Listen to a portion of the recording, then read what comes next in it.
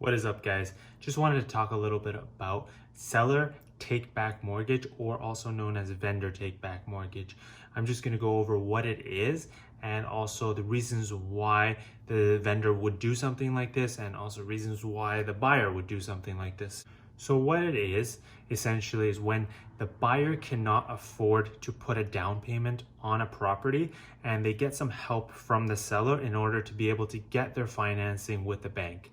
Normally, when a buyer is trying to buy a property, they have to put a certain amount of money down, and that's called the down payment.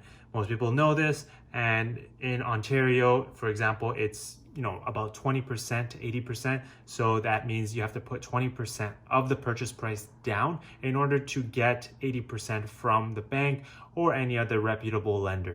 So you don't have the 20% to put down, and you go to the seller and you ask them to lend you that 20% or a portion of the 20% to help you come up with that down payment to go to the bank. The advantages to the buyer are pretty self-explanatory. It allows the buyer to put less money down when purchasing a property, and also helps buyers that don't have the down payment at all to still purchase property.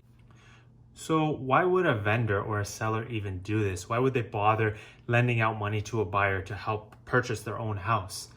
In order to understand this a little bit better, you need to understand the seller and what they're actually looking for.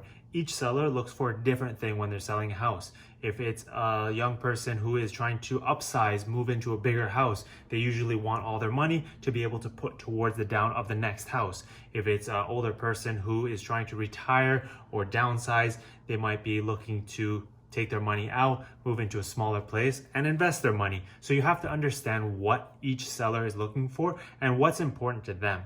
One reason could be for deferring capital gains, and this is especially true for property investors that have multiple properties.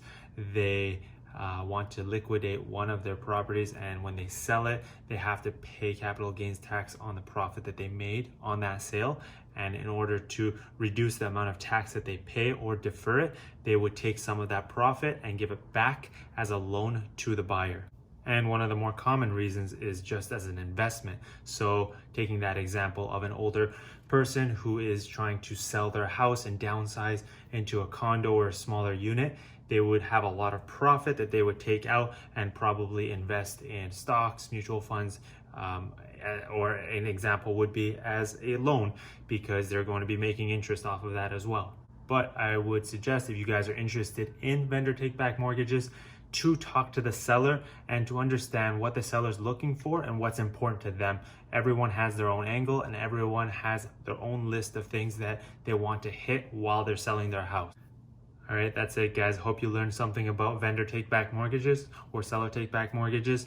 And don't forget to thumbs up and subscribe. See you guys.